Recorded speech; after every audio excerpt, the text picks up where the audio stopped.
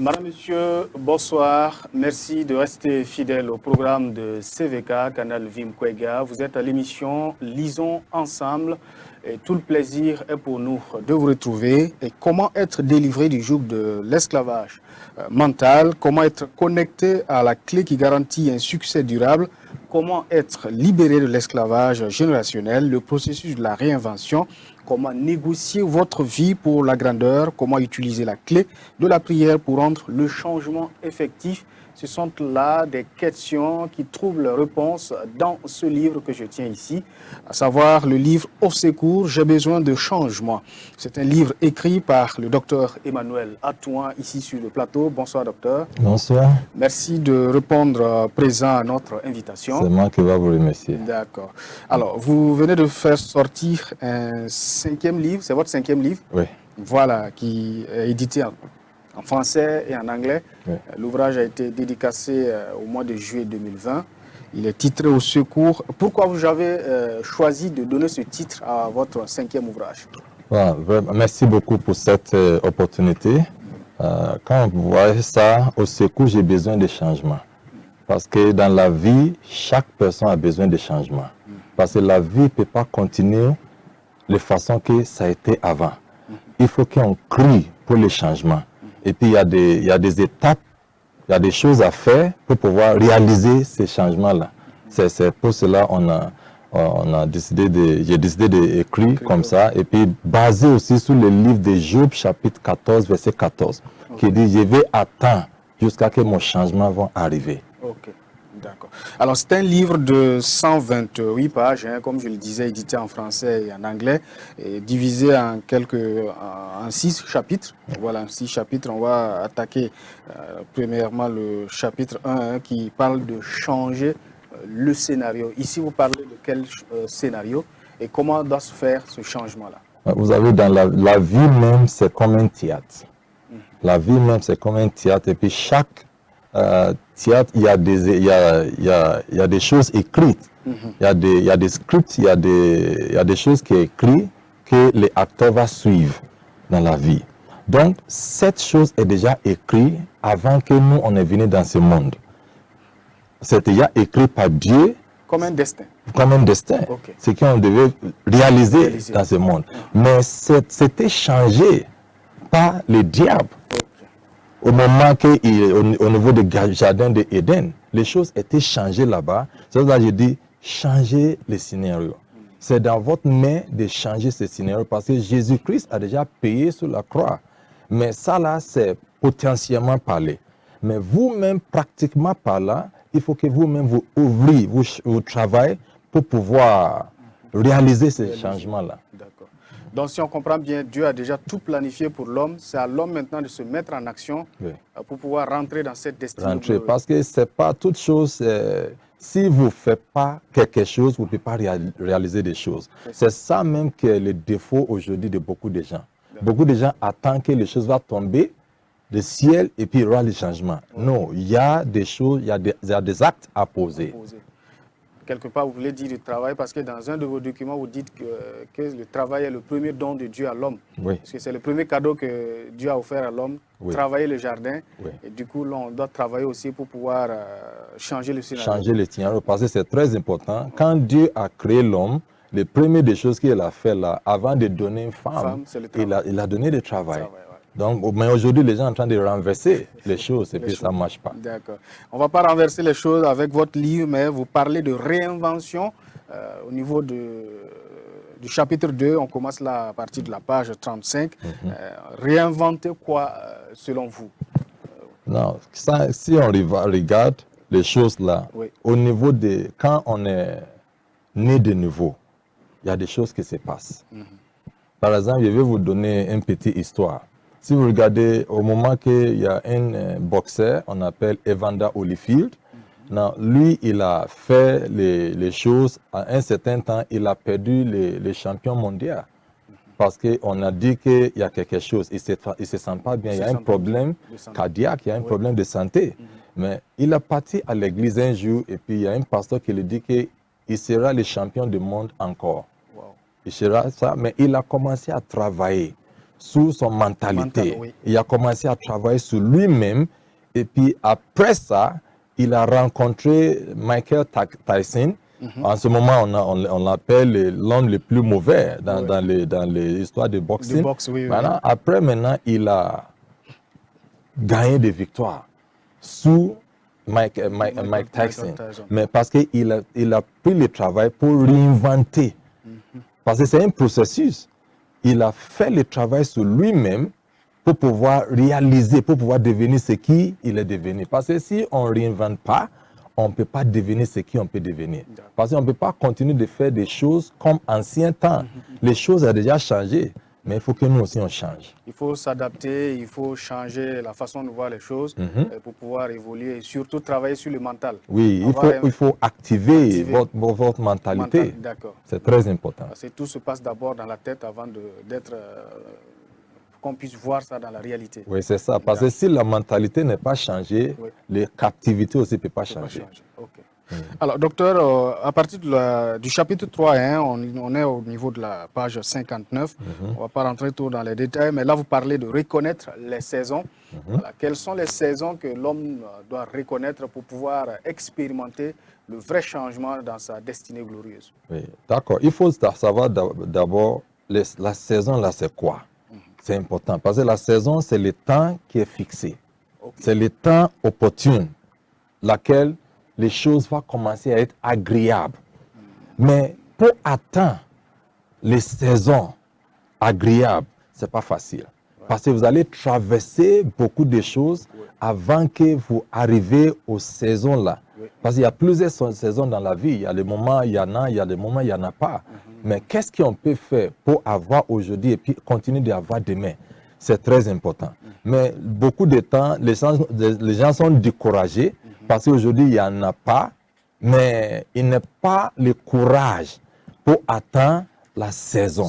La plupart du temps, ça peut être une minute, ça peut être un mois, ça peut être 2 ans avant que la saison va arriver. Mais quelqu'un a déjà démissionné avant que la saison arrive. Ok, là, c'est pas bien. Non, c'est pas bien. Et vous parlez de l'impatience même. Oui, impatience, il y a beaucoup. C'est ça qui tue beaucoup de gens. Par exemple, il y avait un homme, il a trouvé un terrain là où il a trouvé de l'or, et puis il a fait sortir ça, il a gagné beaucoup d'argent, mais en temps, il a perdu les lignes. Alors, lui, maintenant, il a décidé de vendre le terrain. C'est lui qui l'a vendu, lui, il a fait quoi? Il a demandé aux experts pour venir faire des travaux sur le terrain. Et puis, ils ont vu qu'il est 3 mètres encore. De là où il y a l'or. Mais il a déjà vendu. Cela parle de la mort prématurée de la vision du visionnaire. Voilà. Puisque vous l'abordez à la page 63. C'est ça. Donc, il faut être tenace, reconnaître les saisons, être patient.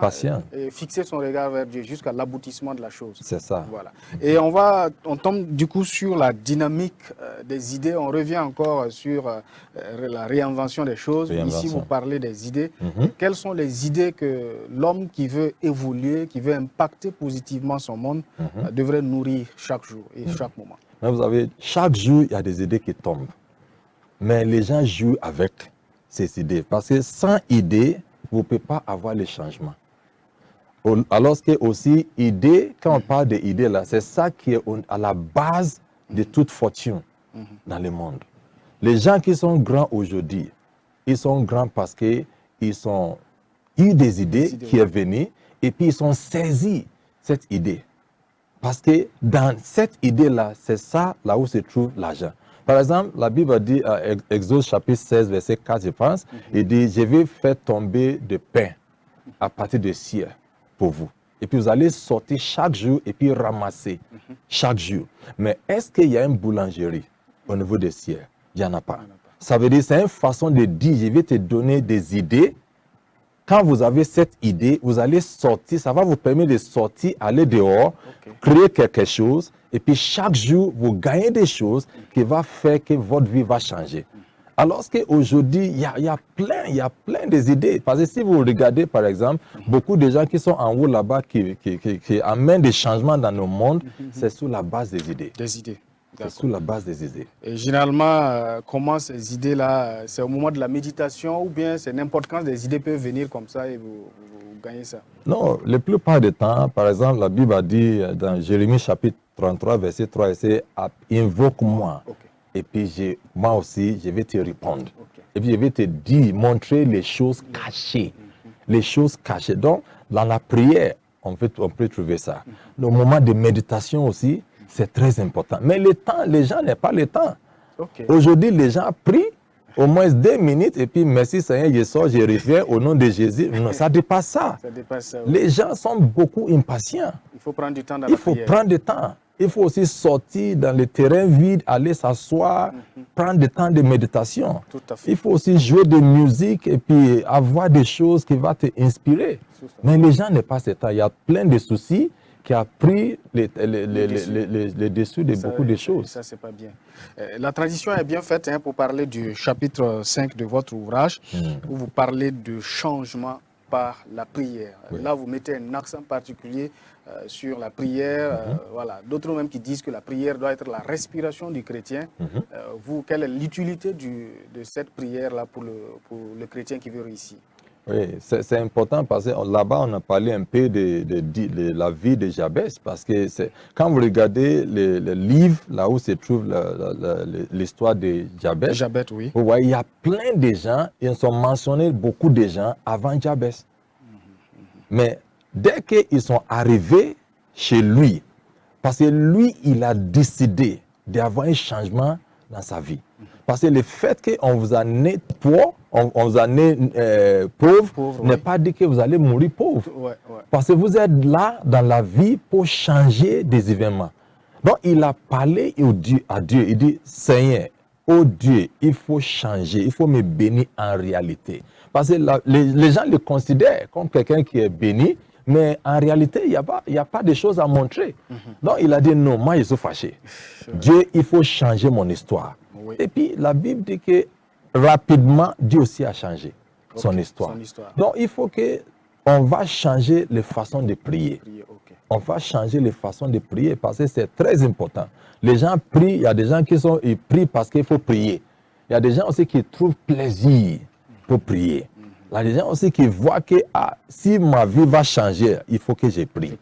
Donc, Alors, lisons un peu dans la page 99, vous dites, dans la vie, vous n'obtenez pas ce que vous méritez, mais ce que vous négociez. La négociation est un marché comportant des implications et des conséquences, et la transition est bien faite pour parler du chapitre 6, où vous parlez du pouvoir de la négociation.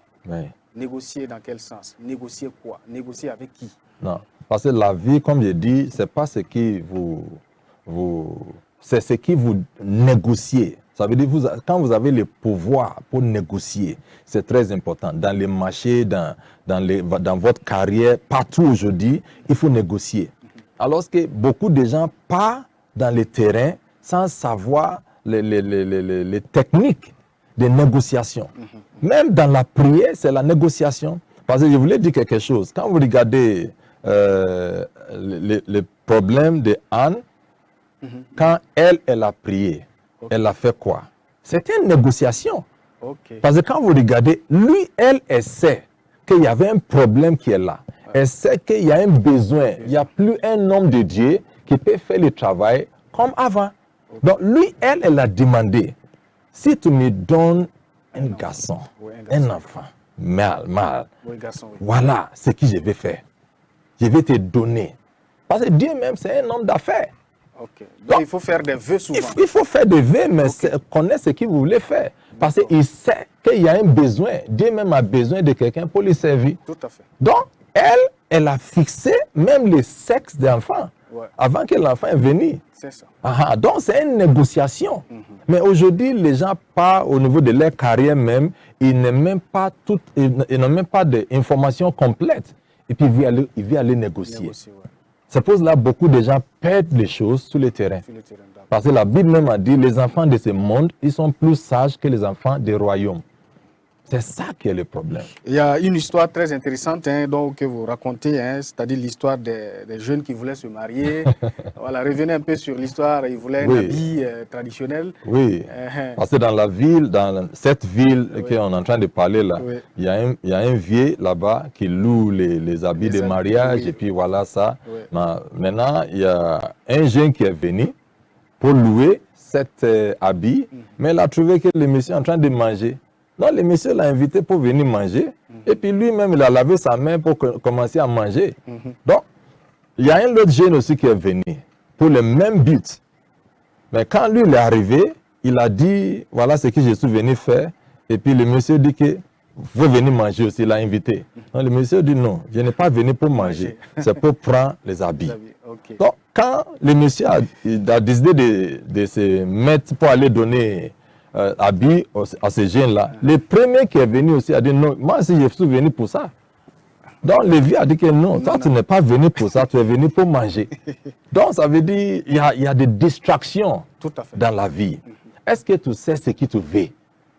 Si tu ne sais pas ce qui te veut, il y a des distractions.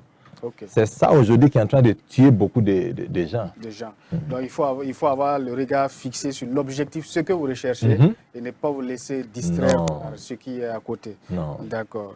Alors, dans ce livre également, vous avez un message particulier au niveau, à partir de la page 111. Vous résumez là par un mot de fin. Quel est le message interpellateur que vous lancez à la jeune génération et même les hommes de Dieu, parce que ce livre-là s'adresse à tout le monde.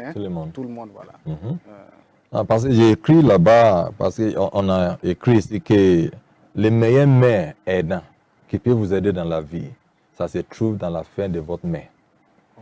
Ça veut dire, même si quelqu'un va venir vous aider, il faut que vous-même commencez d'abord.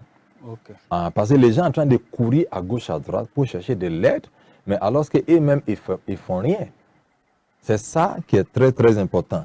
Le changement va prendre place dans votre vie quand vous commencez à prendre la responsabilité. La responsabilité. Parce que beaucoup de gens ne veulent pas prendre la responsabilité. Alors que le monde aussi est en train de changer. Le monde est en train de changer. Si vous voulez que quelqu'un vous aide, lui-même va vous demander, vous avez quoi? Pour commencer d'abord. Si vous dites, vous n'avez rien, la plupart des gens qui sont grands aujourd'hui, c'est comme ça. Ils vous demandent, vous-même, vous avez quoi? Comme ça, on va savoir, à partir de là, on peut aller maintenant pour vous trouver quelque chose. C'est comme Jésus qui a fait le miracle, il a demandé du pain et du poisson pour pouvoir multiplier pour multiplier pour les gens. Les gens ont pu manger. Donc, il faut vous inciter les gens ici à avoir un minimum. Oui, au moins un minimum. Avant de demander. Voilà. C'est très important. C'est très important. Et c'est une citation de John Mason que vous utilisez ici. La meilleure main aidante que vous trouverez est au bout de votre propre bras. Voilà. L'homme même doit être à mesure de venir en aide à lui-même d'abord, avant de prétendre demander quelque part. Voilà. C'est important. Et dans cette aide aussi, il y a un aspect de l'amour qui ressort. Parce qu'il faut aimer aussi pour pouvoir aider. C'est ça. Est-ce que vous n'encouragez pas aussi les gens à pouvoir tendre la main aussi pour aider d'autres? Oui, c'est important parce que normalement aussi, beaucoup de gens ont besoin de l'aide. S'il n'y a pas amour, on ne peut pas aider. S'il n'y a pas amour, on ne peut pas aider.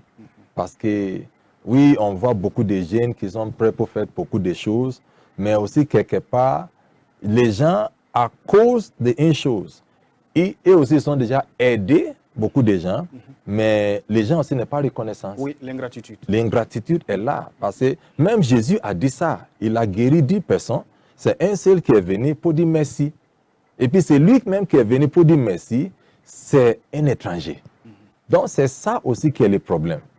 Donc si beaucoup de gens aujourd'hui, beaucoup de gens n'ont pas un esprit de reconnaissance. C'est pour ça, et puis ça aussi, ça ferme de porte. Ça ferme de porte. Donc il faut aimer pour pouvoir aider, mais aussi si quelqu'un vous aide aussi, il faut aussi être reconnaissant. D'accord. Je pense que c'est bien compris. Alors, je rappelle pour ceux qui viennent de nous prendre en marche que nous sommes avec le docteur Emmanuel Atouan. Il est le pasteur principal de la Maison de la Grâce Internationale. C'est une personne qui enseigne avec perspicacité et qui sait à la fois saisir et motiver son auditoire. Alors, pasteur, on va citer les titres de quelques livres que vous avez avant de conclure cette émission, parce que ce n'est pas le seul livre. Vous avez déjà fait sortir d'autres livres, on peut citer les titres. Okay. Voilà, c'est quel titre que vous avez comme livre? Le premier, c'était Toucher le ciel. Toucher le ciel, oui. Toucher le ciel. Le deuxième aussi, c'est, on appelle ça la Be Diligent, Rule Your World. Soyez diligent, gouvernez vos mondes. Okay. Aussi, le troisième, c'est How to Avoid Failure. Ouais. Comment éviter l'échec. Ouais. Et puis, j'ai aussi écrit Messi 101. Ok. Dernière place, c'est Breaking Through the Cloud. Through the Cloud, d'accord. Voilà. Alors, ça se trouve au niveau de Amazon. Amazon, ok, d'accord. On peut avoir cela. Et voilà, ce livre qui vient de sortir, hein, c'est édité en français, aussi en anglais. Voilà. Où est-ce que les téléspectateurs peuvent s'en procurer pour pouvoir le lire? Je pense que pour le moment, on peut avoir ça au niveau de l'église. Deuxièmement, au niveau des CLC, on est en train de voir comment on peut avoir ça. Et l'église est située dans quel quartier de Ouagadougou? Présentement au niveau de Kouritenga. D'accord. Alors, c'est un plaisir pour nous de vous recevoir sur ce plateau. L'émission tire vers sa fin. Est-ce que vous avez un mot à l'endroit des téléspectateurs et des amoureux de la lecture avant qu'on se dise au revoir? Oui, vraiment merci beaucoup pour cette plateforme. Je voulais aussi, si vous me permettez, lancer aussi, je voulais aussi voir comment je peux aussi former des jeunes qui peuvent écrire, qui a le désir, le désir pour écrire, et puis aussi mettre ça là en ligne pour pouvoir vendre ça aussi en Amazon et puis beaucoup de chaînes, des choses comme ça. Et puis aussi, s'il y en a qui sont intéressés, il peut me contacter et puis comme ça on va les former comment faire ça. Laissez le contact. 70 58 30 03. D'accord. Alors merci bien Dr Emmanuel Latouan d'être passé sur ce plateau. Vous reviendrez quand vous voudrez, voilà, peut-être avec d'autres livres encore pour une autre émission. Merci et bonne suite dans votre carrière d'écrivain. Merci beaucoup, c'est moi qui va vous remercier. D'accord. Merci. Alors, téléspectateurs et téléspectatrices de Canal Vie Mkwega, ce sera tout pour l'émission Lisons ensemble de ce jour. Tout le plaisir est pour nous. En rappel, nous avons reçu le docteur Emmanuel Latouan qui est venu nous présenter son dernier ouvrage, Au secours, j'ai besoin de changement. C'est tout pour l'émission. Merci, restez toujours connectés sur Canal Vie Mkwega.